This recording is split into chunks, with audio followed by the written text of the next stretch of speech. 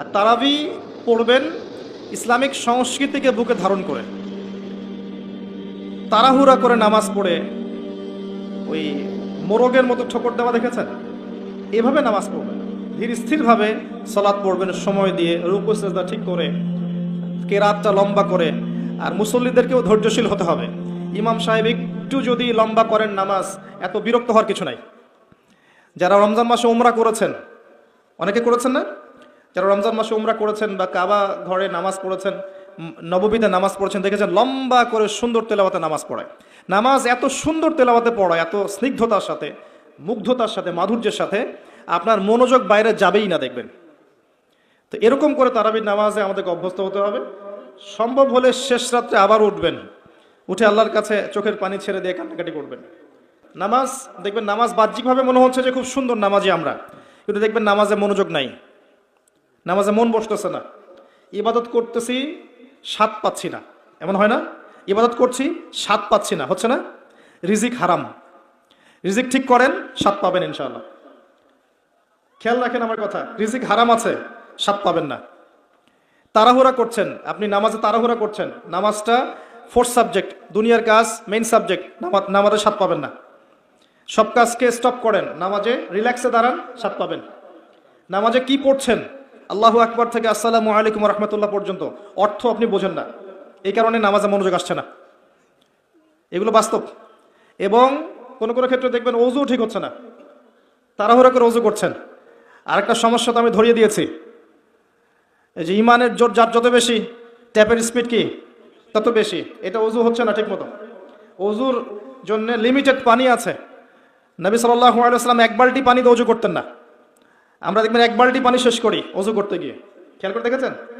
দিন দিন পানি কমছে আমাদের, পানির আযাব আসবে সামনে, পানির স্তর নিচে নেমে যাবে, এটাও একটা আলামত আখিরুজ্জামানের। এটা শুরু হয়ে গেছে অলরেডি। মানুষ বিশুদ্ধ পানি সার্চ করে পাবে না, দেখেন, কারণ আমরা অপচয় করছি, শয়তানের ভাই হয়ে আবার নামাজের কাতারেও দাঁড়াচ্ছে। তো অনেক কিছুই মনে হচ্ছে বাহির থেকে অনেক ঠিকঠাক, কিন্তু আসলে ভিতরটা ঠিকঠাক নয়। মসজিদে গিয়েও দেখবেন অনেক সময় নামাজের পরিবেশ পাচ্ছেন না, নামাজে দাঁড়িয়ে আছেন, পাশে চিল্লাচিল্লি করছে। আর এটাও শেষ জামান হাদিসে আছে, মসজিদে চিল্লাচিল্লি বেড়ে যাবে, মসজিদে হই হুল্লা বেড়ে যাবে, নীরব স্নিগ্ধ একটা পরিবেশ পাচ্ছেন না মসজিদে নামাজ পড়তে গিয়ে।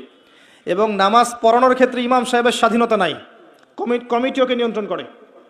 আছেন এরকম? কমিটির নিয়ন্ত্রণে তিনি, অথচ তিনি নিয়ন্ত্রণ করবেন সমাজ, ব্যাপারটা এমন ছিল। যাই হোক, তো বাহ্যিক চোখ দিয়ে আমরা যা দেখছি, বাস্তবতা আসলে অনেক ক্ষেত্রে এর উল্টা। রমজান মাসের কথা বলছিলাম, তারাবির সালাতটাকে ধীর স্থিরভাবে লম্বা করে সুন্দর করে পড়েন, ইবাদতে স্বাদ পাবেন। সেহরি ইফতারে লৌকিকতা বাদ দেন, যতটুকুতে হয়ে যায় অতটুকু করেন। ঈদের কেনাকাটা, এই যে কেনাকাটা করি আমরা, রমজানের কেনাকাটা, ঈদের কেনাকাটা, এগুলো আগে করে রাখেন, এখনই করে রাখেন। এখন করে রমজান মাসটাকে ফ্রি করে ফেলেন। রমজানে আমি কোনো কাজ করব না, রমজানে আমার শুধু ইবাদত। রমজানে আমি সালাতে মনোযোগী হব, 5 ওয়াক্ত নামাজ জামাতে পড়ব, তারাবির নামাজ রাতে পড়ব, প্রয়োজনে আমরা শেষ রাত্রে আবার উঠব, ইফতার করব, ইফতার করাবো, দেশের মানুষকে, সমাজের মানুষকে ফ্রি ইফতার করাবো। যে যত বেশি ইফতার করাবে তার আমল নামায় তত বেশি রোজার নেকি লেখা হবে ইনশাআল্লাহ। এদিন ফেতরা দিয়ে দিব, আমরা ফেতরাগুলো দিয়ে দিব, সাদকাতুল ফিতর, এবং যাকাত আমরা হিসাব করব।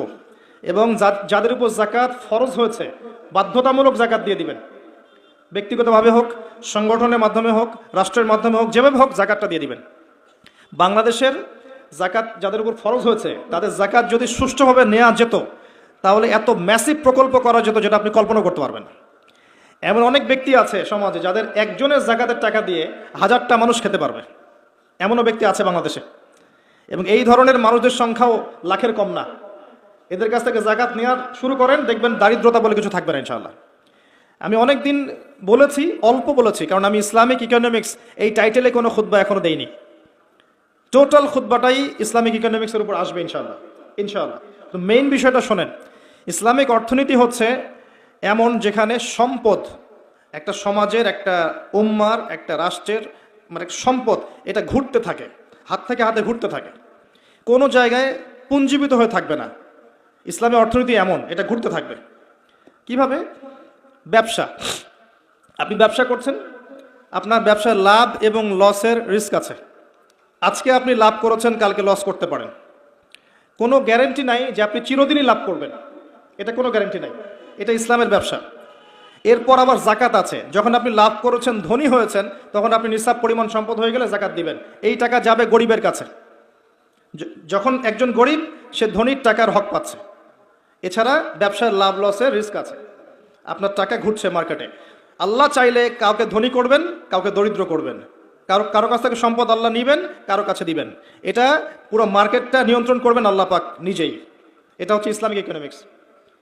এর অপোজিশনে পশ্চিমারা যা দিয়েছে আমাদেরকে, রিবা, সুদ কেন্দ্রিক, এখানে সম্পদ ঘুরতে থাকবে না। সম্পদ এক শ্রেণীর মানুষের হাতে পুঞ্জীভূত হয়ে যাবে। যার হাতে পুঞ্জীভূত হবে সে দিন দিন রিচ করতে থাকবে, ধনী হতে থাকবে। আর অন্য অংশের মানুষের রক্ত চুষতে থাকবে, সাকিং। এটা করতে থাকবে এবং আস্তে আস্তে করে চুষবে, যেন সে বুঝতে না পারে। কারণ রিবার মধ্যে লসের কোনো রিস্ক নাই, এখানে শুধু লাভের ব্যাপার আছে। একটা অংশ ধনী হবে, একটা অংশ গরিব হতে থাকবে। এবং এই ইকোনমিক সিস্টেমের উপরে আল্লাহ পাক তার হাত তুলে নেবেন। আল্লাহ পাক এখানে আর নিয়ন্ত্রণ করবেন না, ছেড়ে দিবেন, যাও আমার সাথে যুদ্ধ করেছো, ফলভোগ করো। এই হচ্ছে ইসলামিক ইকোনমিক্সের এগেনস্টে সুদভিত্তিক ইকোনমিক্স, যেটা চলছে সারা ওয়ার্ল্ডে। আমার কথা না, আল্লামা তকি উসমানীর বইগুলো পড়েন। নাম শুনেছেন? আল্লামা তকি উসমানীর নাম শুনেছেন? বর্তমান বিশ্বের সবচেয়ে বড় আলেমদের একজন, হানাফি মাযহাবের সবচেয়ে বড় আলেমদের একজন আল্লামা তকি উসমানী। তার ইকোনমিক্সের সিরিজ আছে, 10টা-12টা বই আছে, পড়ে দেখেন খালি, আপনার চোখ খুলে যাবে। এর উপরে আবার আছে পেপার মানি, ইলেকট্রনিক মানি, আনসাস্টেনেবল অ্যাসেট, যার মধ্য দিয়ে সমাজের সম্পত্তি চুষে খাওয়া হচ্ছে। আল্লাহ পাক এগুলো আমাদেরকে পড়াশোনা করে বোঝার তৌফিক দান করুন।